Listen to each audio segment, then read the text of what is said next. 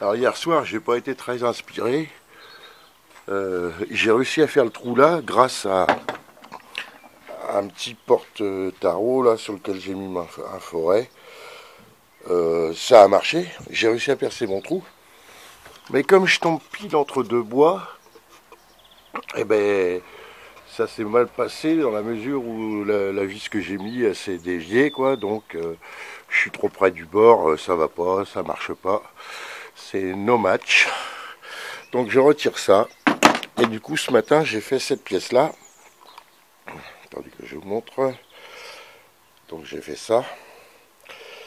Et je vais donc virer cette vis et je vais installer ça ici, comme ça, à la place. Vu qu'on ne peut pas percer comme il faut. Donc voilà. Là, comme ça, cette fois, je vais pouvoir tomber sur quelque chose de correct. Voilà. Et je vais pouvoir donc installer ma portière aisément. Enfin, mes deux portières. J'ai installé celle de l'arrière. Donc l'arrière, c'est fait. Hop. Voilà, j'ai mes deux portières à l'arrière qui font la butée comme il faut. Voilà. Je vais modifier ces deux serrures, là j'en ai deux, une de chaque vélo, qui étaient les serrures de fixation de batterie, l'antivol de batterie. Et du coup je vais les poser là comme ça. C'est vrai que ça tombe light, hein, j'ai intérêt de faire, en plus deux trous de 5, j'ai intérêt de faire gaffe en perçant mes trous. Mais donc je vais installer ces deux serrures en rallongeant le canon là. J'ai des mains pleines de doigts, excusez-moi. Bah, attendez, ne bougez pas, je vais vous mettre sur le pied et je vais essayer de me cadrer sur le pied. On me l'a dit, faire des plans fixes. Voilà. Donc, voilà, donc il faut que je rallonge. Ouh. Hop. Non, non, je suis à fond. Ok. Donc je vais... hop là. Pas évident, hein. Donc je vais modifier le canon pour le rallonger là. Parce qu'il n'est pas assez long. Et donc j'enlève les vis. Bougez pas, je vous montre. Je cadre. C'est dur, hein, je suis pas un bon caméraman, hein, vraiment loin de là. Voilà, et je vais venir installer la serrure comme ça. Là, ici, je vais voir pour la hauteur, ça devrait être ça, quoi. Voilà, donc je vais installer mes serrures comme ça et clic. Pour ici, je voudrais faire des loquets.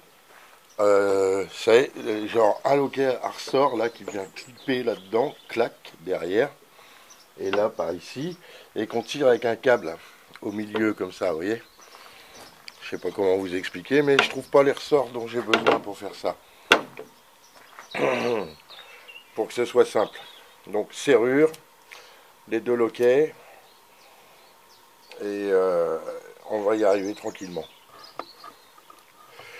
Voilà, donc maintenant j'ai fini tous mes collages, enfin fini. Non, ça se termine toujours, pareil, il en faut un autre. Parce que là, oh, j'ai vissé l'appareil de travers, attendez, bougez pas, ça m'énerve.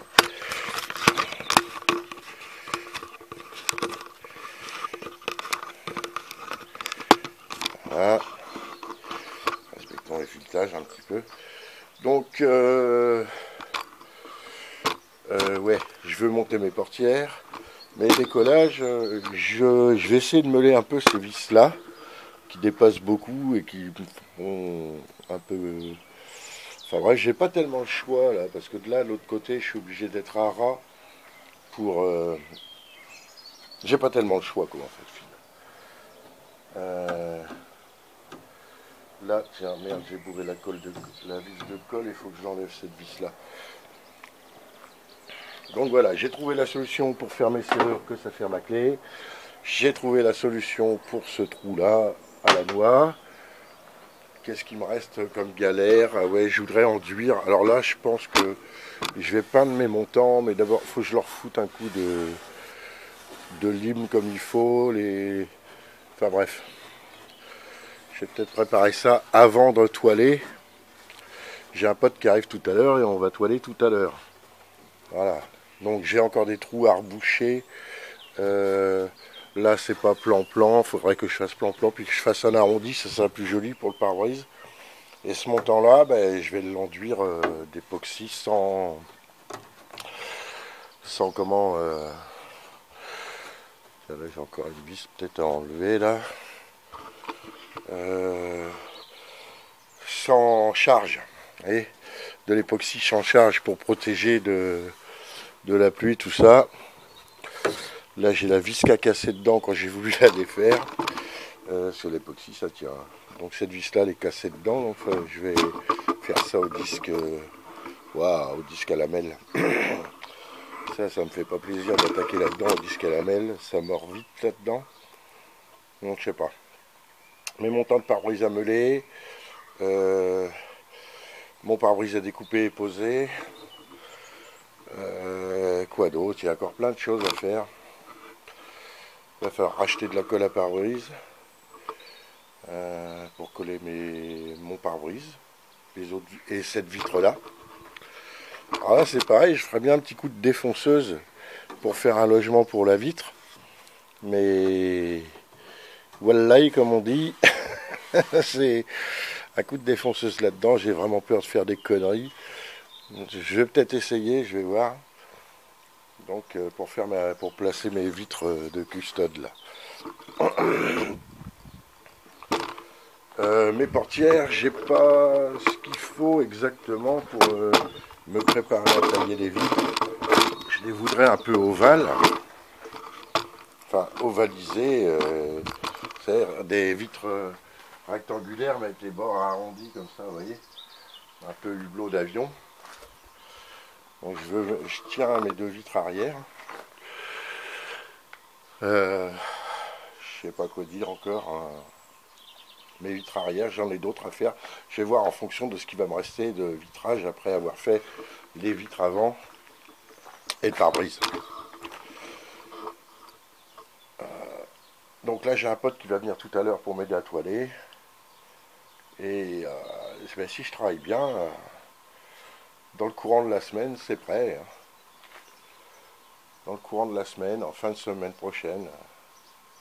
Là on est samedi. On est samedi, et je pense qu'encore 3-4 jours, si on travaille bien aujourd'hui pour le toilage, ça va être assez vite vu après. Toilage, isolation, patati patata, etc. etc. Là, j'ai pas mis de colson sur mon câble moteur parce que je sais que pour aller toiler les intérieurs de passage d'aile, je vais enlever les deux bras oscillants et les coucher sous le vélo comme ça. Démonter les deux bras oscillants, ça prend pas longtemps, hein, ça fait deux vis à enlever. De ce côté-là, c'est un peu plus chiant parce qu'il y a le cardan, mais ça fait deux vis à enlever et c'est assez facile à remettre sans même avoir enlevé la roue. Enfin bref. Voilà. Et là, j'ai 1, 2, 3, 4, 5, 6. Mon dérailleur, finalement, le câble il s'habitue et les dérailleurs ça fonctionne quand même. On va bien voir quand je vais passer à 7 vitesses. Là, je suis à 6 vitesses sur une poignée à 7 vitesses, donc ça peut pas être folichon.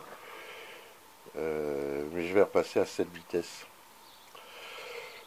Sur la roue, j'ai ce qu'il faut, j'ai les roues libres qu'il faut. Donc poignée 7 vitesses, il faut une roue libre 7 vitesses, bien entendu. Voilà. Allez, je vous laisse, je me mets au travail, je vais redévisser ce boulon que j'avais fait là, qui est pas terrible, qui s'est barré en cacahuète, quoi. Et voilà. C'est parti, je vous laisse, je continue et à bientôt.